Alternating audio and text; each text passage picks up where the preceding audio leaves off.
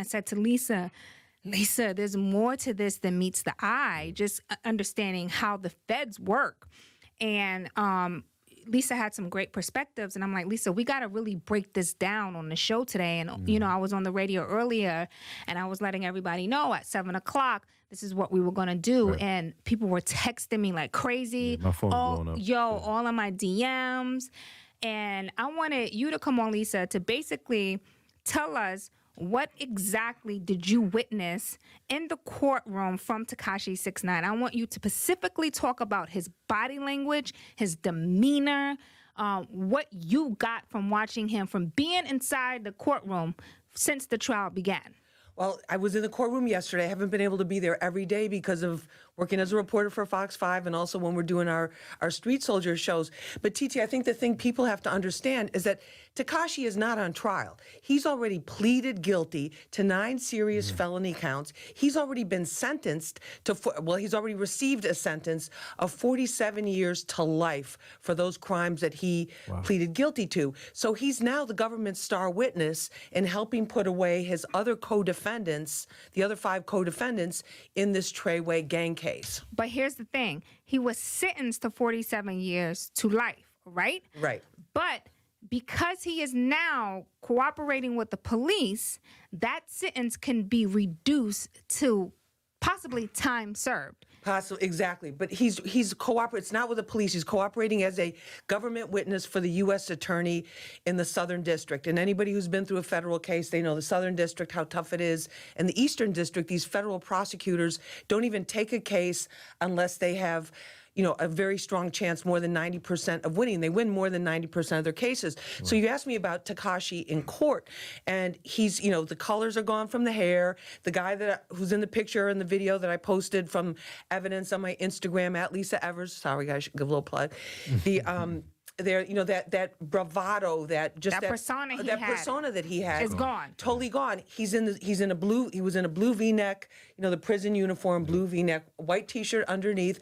I couldn't tell whether or not he was wearing a vest or anything underneath it. He has U.S. Marshals. He wasn't even brought in the way that regular prisoners are brought into the courtroom. He was brought in through a secret tunnel.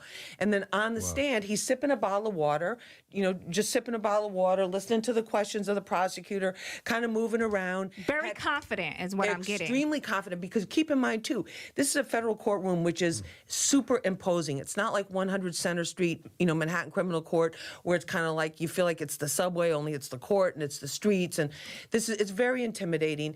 And almost half the courtroom was filled with people who appeared to have Bloods affiliation. There was a lot, let me just say, there was a lot of red. I'm not saying they all were, but they seemed to be on the side of the 2 defendants.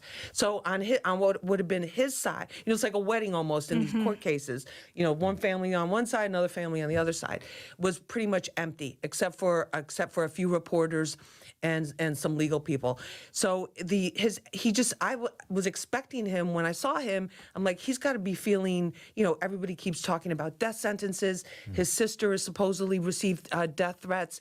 The concerns about his safety, all the lengths that the feds are going to protect him, and yet he seemed like somebody would be in a classroom, bored by the lecture or bored by what the teacher was doing, but not fazed by it. Yeah, totally not fazed. Which to me, that says that he knew exactly what he was there for and what he was doing, and he was well prepared for this. I think not only was he well prepared, but the feds were very well prepared. I'm blown away, TT, as we talked on the phone last night. I'm blown away by the amount of evidence, the volume of evidence that they presented. We're talking audio, which people think, you know, audio, phone calls, videos, not just the stuff that's out there on social media. Not the stuff that's out there on social media. I'm glad you made that point.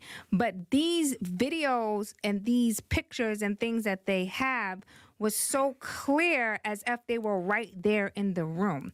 Right, and the case, just so people understand what happened, because with these federal cases, this is a racketeering case. It's a conspiracy case. This isn't like somebody shot and killed a person and now they're on trial for murder. They're on trial for attempted murder. They're on trial for murder conspiracy. This entire group of co-defendants, of which Tekashi was one, they're being charged with. We're charged with drug trafficking, with gun trafficking, and with a series of these incidents that we've all seen over the last 2 years. And all this happened very, very fast. Because remember, Gummo was the fall of 2017 when that all started.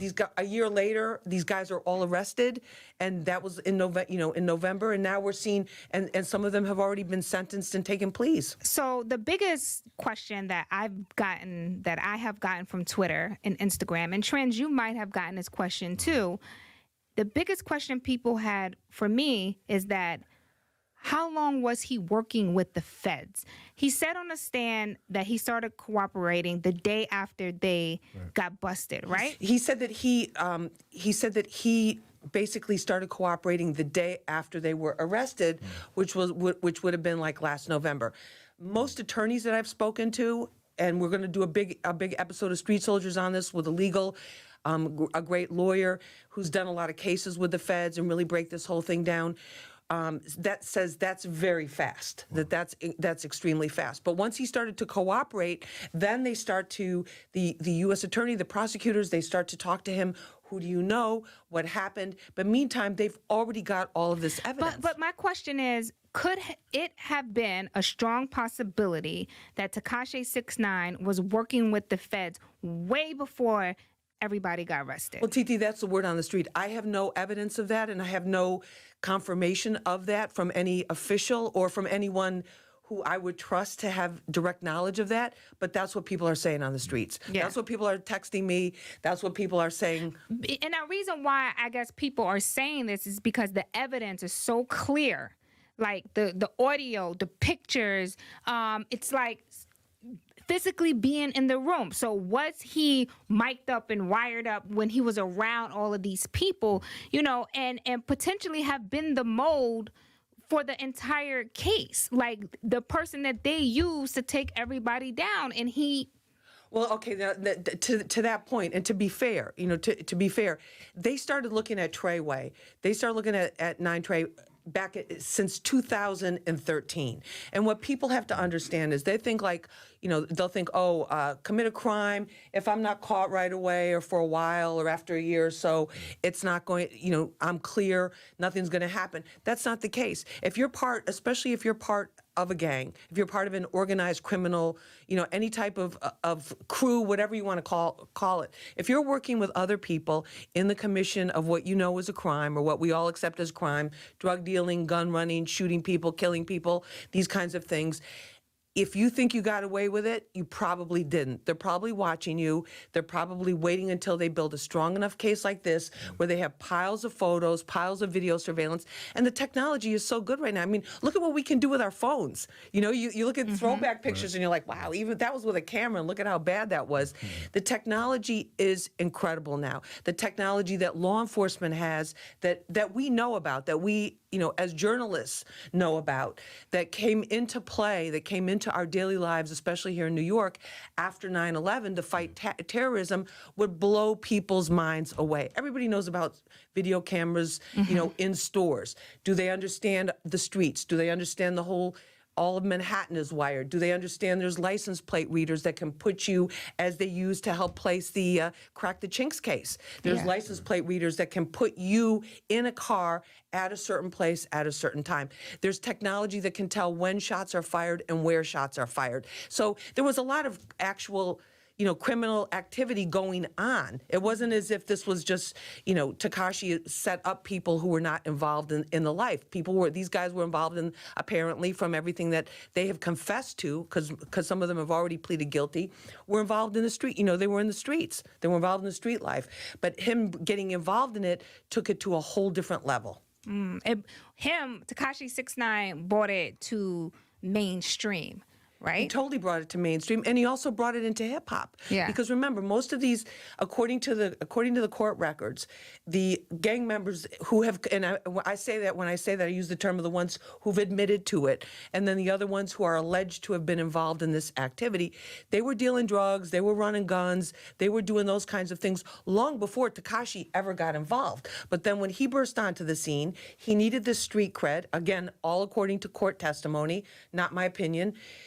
When he burst onto the scene and he needed the street cred, he testified he bought a bunch of 30 red bandanas for that famous video in Bushwick, and gave them out. And then Treyway saw him as a cash cow because he blew up so fast.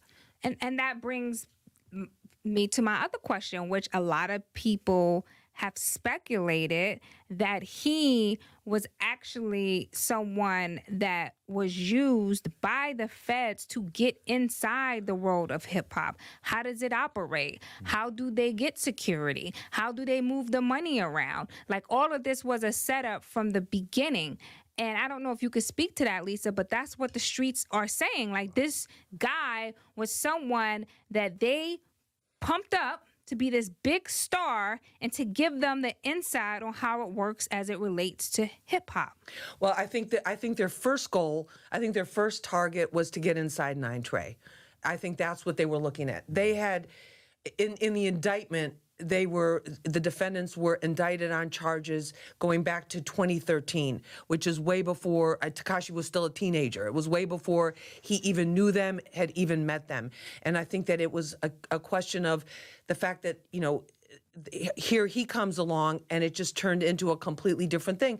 And remember, even though the streets and a lot of people are saying, they're like, oh, well, Tekashi wasn't really a gangster. He was never a real gang member, all of this type of thing. The fact of the matter is he had some serious charges on his record. He had some serious legal problems already. That mysteriously went away. Well, they went through, they got the lighter end of everything. Right. So he didn't, so Tekashi 6ix9ine was up for, what was it, rape allegation, sexual assault allegation. Sexual assault with a minor. Sexual assault allegation, sexual assault with a minor, which he got very little time for. Supposedly community service. Community service. So this is why a lot of people speculated that he was working with the feds from day one. But Titi, with the case with the teenage girl, that terrible case with the 13-year-old girl, and again, I think we talk about certain things, and there's a lot of focus on criminal justice injustices and reform, which is a very, very important thing. But there are some bad things that happen, like sexually abusing a 13-year-old girl is disgusting to anybody with a heart and a conscience. So it's like that was a state case that came out of the Manhattan DA. But I will say, to your point, when you are involved in a state case and a federal case, the state case gets put on freeze until all of the federal things are done, or they'll use the different mechanisms that the courts have and the judicial system has to delay things to see what's going on. But they didn't delay his sexual case. It kept going, but it got the very minimum. Right. It went on the easy pass route. And in that courtroom, Lisa, you were saying that he was brought in through a secret tunnel. Like, why so heavy the security? The security because of the death threats. That's they not couldn't normal. keep him. Like, normally in a federal case, he would have been kept very close by at MCC, which is right there. And you remember when El Chapo was on trial, they decided they had to keep him actually in the court in the basement because the security was so crazy. Well, with him, they were afraid of him escaping. So with 6ix9ine, they are keeping him in a separate facility for people who are high-level government informants, people who are cooperators, and it is ultra secure, secured by the U.S. Marshals, and it's at an undisclosed location. He was brought in not in the way typically that other prisoners are brought in. And the other thing, Bobby, I'm glad you asked about that, because the other thing is when I went into the court, you go into the courtroom, when you go through federal court, as a spectator, anybody except a lawyer or a member of law enforcement, I go in, before I go in now, I take off, it's like going into a jail. I take off my jewelry, I take off my earrings, any metal that I have on, I put in my bag, so take my coat off. You basically strip down. Phones have to be off. You have to surrender your phone when you go in. You go through a really secure secure you search. would think a courtroom is already a very secure place. But they so- weren't taking any chances with this, and it shows you how they're looking at this case, how seriously they're taking it, because you go through that on the ground floor coming in. I went up to the floor when you go up to the floor where the trial is, you go through another checkpoint. Wow. With two more court officers, where you have to go through the exact same entire thing all over again. So they were very concerned that something would happen, that while he was on the stand there, that somebody might have smuggled in a piece or smuggled in something and tried to take him out while he was on the stand. He's a very important piece to this. Extremely important piece to this whole. So let's talk case. about this case. Let's talk about this puzzle, right? Because we saw online that he mentioned Jim Jones, Cardi B, Casanova, 50 Cent. He said so many other artists' names while he was on the stand. Why was that even in question? Well, I think part of first of all, when he said Jim Jones, he goes, Jim Jones is a retired rapper. That was the line that got a lot of play on social media because people thought that was amusing. But then when they said he's a member of he's a member of Treyway, of 9 Trey, and Tekashi said yes, he's a member of 9 Trey. He's also a member of 9 Trey. So the reason that was relevant was because there was audio that was presented by the prosecutors against the Malmurda, Jamel Jones, that he was having a conversation with Jim Jones, the rapper, and where they were talking about violating Tekashi because he was out of control, because the security couldn't control him, because it was getting dangerous. And there was audio, which is on my Instagram, which I put out so people could hear it, because there was a lot of confusion about it, and it was presented in open court. So it wasn't something that was hidden that I wanted to put out there to throw shade on anybody. It was just like, this is the reality. This is how deep this is going. So they were using that, and Malmurda has already pleaded guilty and is awaiting his sentencing. So they were building, that's part of that conspiracy case, because they have both of them on the audio saying that Tekashi, that 6ix9ine should be violated, a couple times. Violated, yes, he should be violated. And Jim appears to be giving Malmurda some advice too about how to handle the media and a couple of other things like somebody would do as a friend, but it put him squarely in the conspiracy, according to the legal expert I spoke with. So now that implicates Jim Jones in a conspiracy. So I guess the question that everybody is having, how would this case have a ripple effect on hip hop? Because obviously they're asking about other artists, which means that there must be something out there that they want to tie other artists in. How would that affect the culture, especially the artists here in New York? Well, I think, for example, let me just address the Cardi, him naming Cardi. He didn't say she was a member of 9 Trey. He said she's a Bloods member. Cardi has said how many times before, back in the day, she was a member of the Bloods, and whatever. So that there was no reason for him to even bring her up in court, except to say that he saw the he was bringing her name in there to show that gang affiliation could really, gang affiliation could help his career the way that it helped her career. That was the context. So with her, there was nothing criminal implied or anything like that. It was almost a gratuitous, just bringing in a famous name. How would he even know that? Like, how would he even know that if they're not affiliated? They weren't even affiliated. How would that... Just from publicly, because she's done, some of her lyrics. She's done a number of videos. So he was trying to basically paint the picture to the jurors that, oh yeah, if you're gang affiliated, then your career would take off. And he used her as an example. Well, and also for his own credibility, I believe, just from the strategy, as it appears, Sid listening to it, also to bolster his credibility as a star witness. Remember, his main goal is say everything he can say to put as many people away, to give them as many, as much, to help the feds get as much time against his co-defendants, and but he has to appear credible. So if first he's Treyway, then he's just using the gang thing to bolster his music career. So this was a thing, I think, for him to bolster his credibility in front of the jury. More problematic is, you mentioned Casanova with one of the incidents that was involved in this as being from an opposing crew. Casanova, I've interviewed him. TT, I know you have. He's very close to, with the station. He's been very open about his past. He's also been very open about where he's at now in 2019 and what he's doing with his life. But I think I know there are people that are saying they're out to get hip hop. I don't think they're out to get hip hop. I think they're out to get anybody who is involved in criminal activity who is involved in hip hop. And I think it's a very critical moment right now because you look at hip hop is the #1 streaming late 2018, officially declared the #1 most popular streaming music in the world. Look at what's happened in the culture in the last year, all of the international influences. Yeah, Look so at they want in. They want to know how it works. Right. Right now, the drug game is dried up. Yes. You know what I mean? Elliot Splitzer isn't on his payola scandal. So now it's all about hip hop. Well, So there's a lot of money. it's a lot of money. So now they want to get in to find out exactly what's going on, the inner works Right. of it. And let's be honest. And let's be honest, 6ix9ine gave them the blueprint, basically the inside of how it works.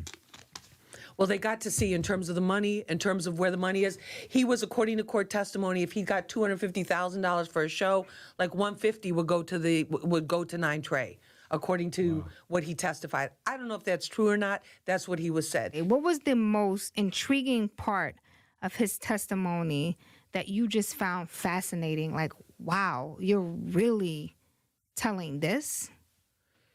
I think that I really think even more than one specific thing, it was just his demeanor, because he seemed very relaxed, extremely relaxed. He seemed very confident in his answers. He didn't seem surprised if he couldn't recall a question or whatever. He was very kind of fidgety, which some people might take as a sign of nervousness. I took it, to me, it appeared more like all right, I'm here again. It's the third, I'm here sitting Like he's here. annoyed. When you hear the Like just audio, annoyed. his whole voice is just different. Like, I mean, you know it's him, but he's just speaking very differently. He's Doesn't speaking even very sound low. like- He's trying to portray himself as Daniel Hernandez, not as this rapper Rapper. that was involved in shootings, and violence and this type of thing. And that overall demeanor was kind of, the color's gone from the hair, just being very like, listen, I'm not that person a whole that, different person. Yeah. right, that it's a persona. So he answered the question about Trippie Redd, the beef that they've had Right. over time. And he said that it was over jealousy or something to that nature I was reading. Right. But he specifically talked about how he ordered a hit on Trippie Redd, Broad Daylight, in New York City. To me, I found that to be the most fascinating part of his testimony. Reason being, how comfortable are you enough to order a hit in broad daylight in Manhattan and not get caught? Or think you're not going to get caught. Think you're not going to get caught? I cannot stop thinking in my mind that this kid knew that he had something bigger protecting him, and he wanted to set these guys up enough to say, do that.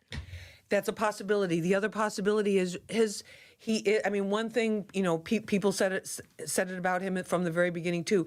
His whether you like his music or not, his knack for promotion and for self-promotion was phenomenal. I mean, he had I don't want to call it a gift, but it's like he understood how to get hot really strategy. fast. Yeah, he had a right. strategy. So if you want to commit a crime, the place to do it is in the crossroads of the world, in the middle of the day, in a place that's like so bold, so brazen, in the grand tradition of mafia hits and other hits. Look where they killed Pac, on the Las Vegas Strip. Do you know what I'm saying? So it's like these kind of statement type of moves or But promotion. at this point, to shoot someone in broad daylight on 42nd Street to me for some Instagram fame, that to me that just seems a little bit too far fetched.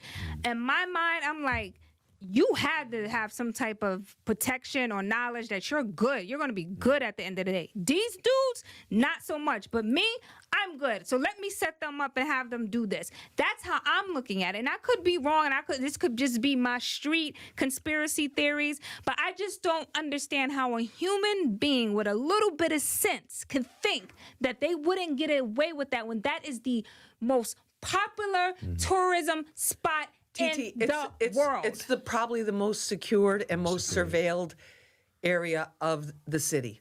There's more cameras in Manhattan on Times Square. There's more video surveillance. There's more real-time video surveillance because it's already been the target of terror attack attempts. You know, we had the guy with the smoke bomb in the car, and Fazad Shali, and all these type of things. So it's like it's not the, you know.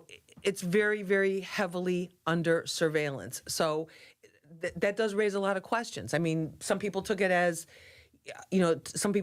well, he's just not street smart and that's a stupid thing, or that's where he knows he's going to be or whatever. But there's a lot of questions, and I don't think we've heard the end of what's going to happen. I mean, you have to say it's like there's a lot of different storylines that he's put forward and that prosecutors have put forward about him. We have to see if the jury buys it and what happens. But so far already, there's already several of them that have pleaded guilty. These are the last two that are on the stand right now. Yeah, yeah.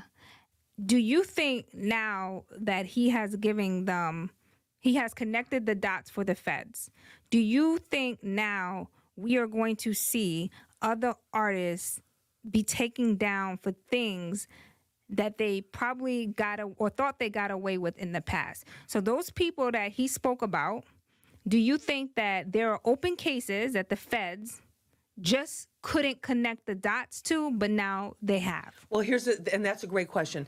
Here's the thing with the feds, where with a state case, a crime has to have been committed, and then they go after and they try to solve it and find out who was responsible, and those people usually end up getting arrested. With the feds, it's a different thing. If they have a suspicion that there's criminal activity or that people are acting in concert or acting together, in some type of conspiracy, they can start to investigate. So basically, you don't even know. It's possible you don't even know you're a target of an investigation, but you're under investigation, and you don't really know until it's way far. Until you're pretty far down that road. People that are not involved with criminal activity have nothing to worry about. People that are not selling drugs, that are not owning or shooting illegal guns, have nothing to worry about. People that are not ordering hits or doing anything like that have nothing to worry about. And the people that do business with them,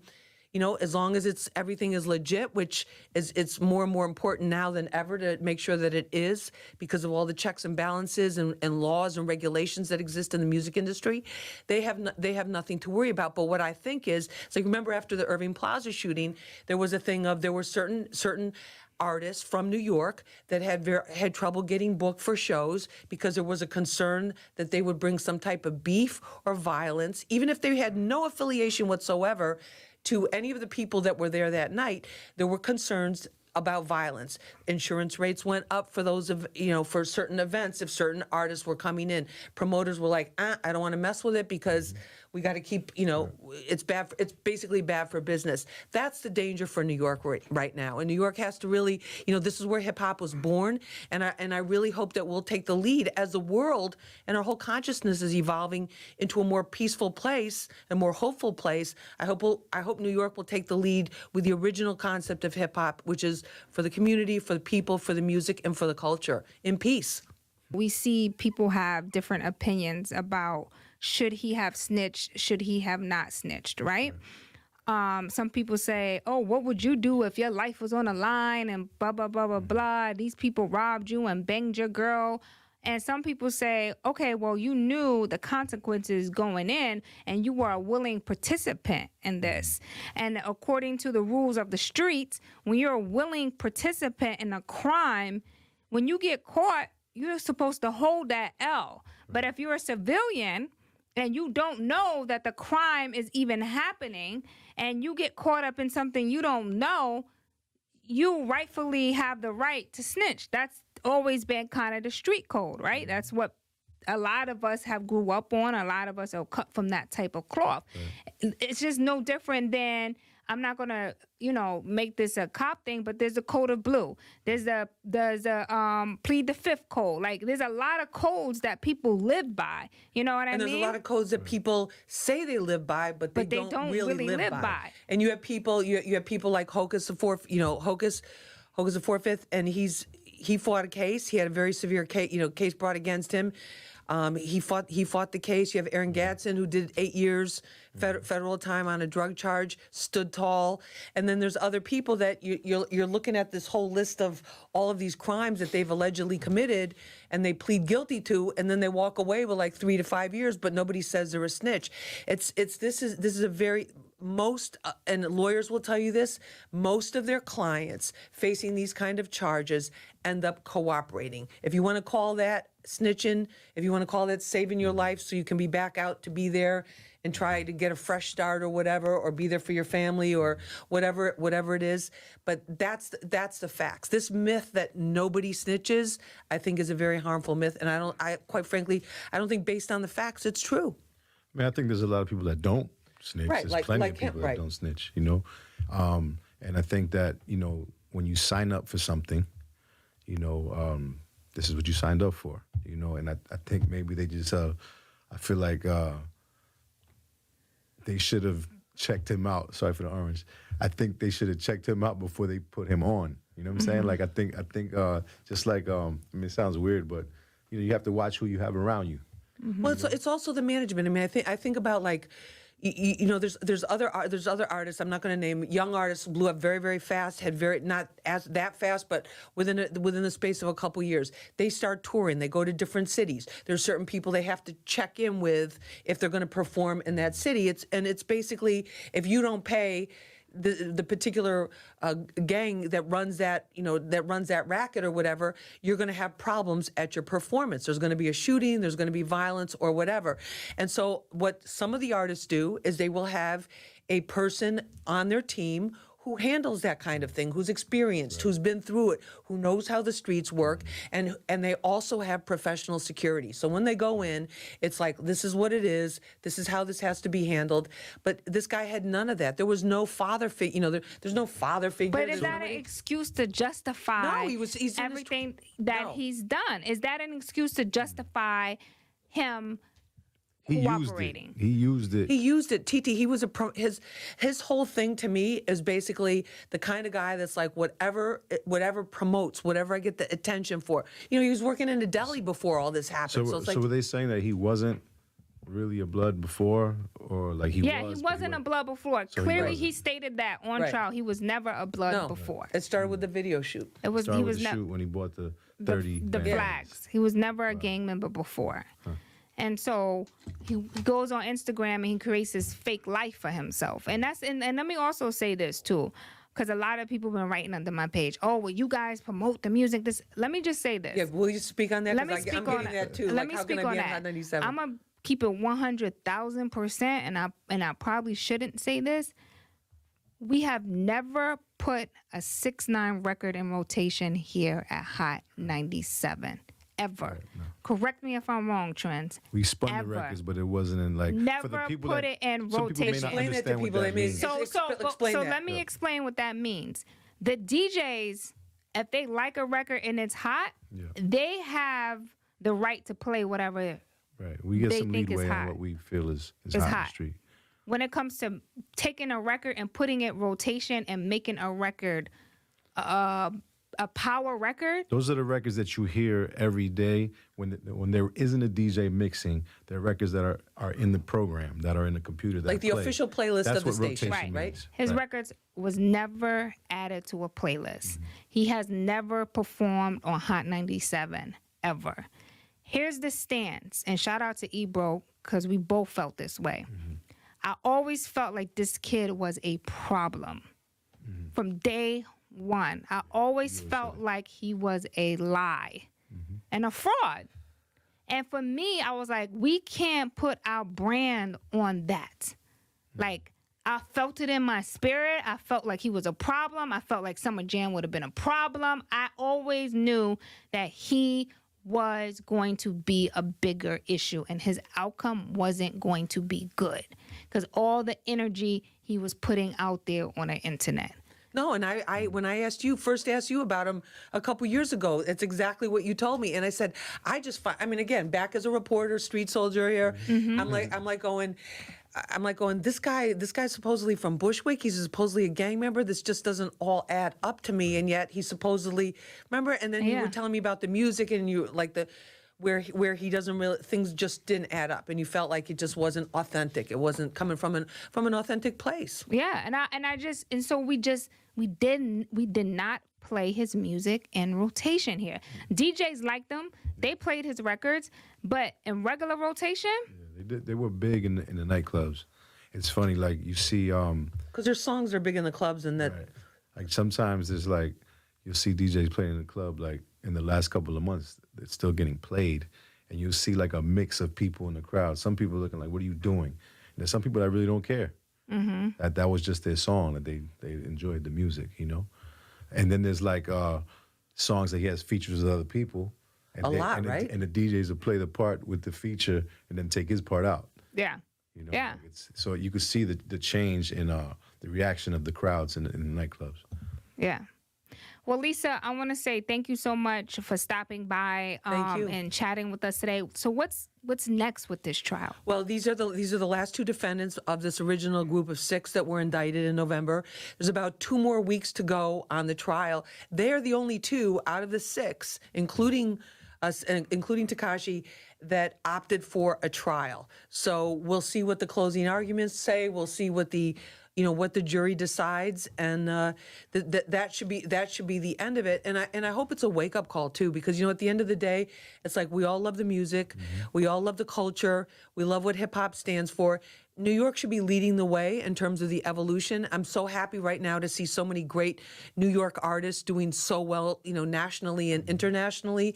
I mean, it's fantastic, because remember there was a long period there, people are going like, where are the New York artists? Yeah, you guys were great back in the day, and there's this whole new fresh energy, and I hope that we'll be able to put the violence behind it so that it doesn't hurt business, and it doesn't hurt New York, and it doesn't hurt New York artists in the long run. Yeah. And the fans. Do you is 6ix9ine expected to take the stand again? He possibly on Monday, but that's to be determined. But what happens? You asked me about the timeline. So about 2 more weeks for the trial. Then the jury will decide these last 2 defendants. If they are both found guilty, which is what of course what the prosecutors want, and of course what 6ix9ine wants, that's when he can ask, according to the judge. Tekashi can ask for a 5K letter. His attorney can ask for a 5K letter, which would be a letter that the prosecutors write to the judge saying, he gave us all this information. We convicted 5 other people because of his testimony or whatever, and we are recommending, instead of a minimum of 47 years to life sentence, we're recommending anywhere from the bare minimum, which would be time served, to some other number. So the 5K letter basically exempts the judge from the mandatory federal guidelines, because there's federal sentencing guidelines. They look like... Wow. So the judge can say, I don't have to abide by these guidelines. I can give him what I want. He can say he was a fantastic witness. He did a great job. He helped us break up this criminal enterprise, helped us stop this gang and send a strong message because of his notoriety. And we are going to give him time served and have a good life. Have a good life, but so where does he go from here? Because right now he's in witness protection, right? Well, he's in an ultra secure, undisclosed protection area that the feds have for people that are like super informing. And that are also super high risk of being killed. Okay. And super valuable to them. So do they protect him for the rest of his life, or does he go into some type of protective custody? Well, if he's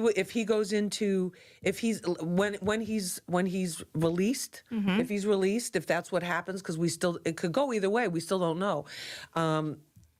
If and when he's released, it would be his determination whether he would be offered witness protection, where he'd be given a completely new identity and put somewhere where somebody wouldn't know him. I mean, they'd have to do like a lot of tattoo removal and all of that, because otherwise they'd recognize him. I don't think with his personality, just from what I see of him, that would be something, that anonymity is what he would be comfortable with. But if it's a question of anonymity versus, kill on sight order, terminate on sight order, he might take that. So there's a lot of questions here. There's people on my Instagram that are saying, free 6ix9ine, get the music. Other people, there's a million rats crawling around. They're putting all the rat all the emojis, snatch. That he's a snitch. And I think I don't think we know the answer yet. But I think one big lesson we need to take away from this is we need to be very, very clear: is that any kind of violence, any kind of shootings, any kind of gunplay, leave it in the music, leave it in the art, and take it off the streets, because it's just going to hurt people. Yeah. It's going to hurt careers. And watch who you keep around you. Oh, yeah. On that note, Lisa Evers, thank you for stopping by and Thank breaking you, down the Tekashi 6ix9ine case. Trends, Yeah. you take it from here. I'm done talking. I don't even want to talk Back in anymore the for the mix. rest of the show.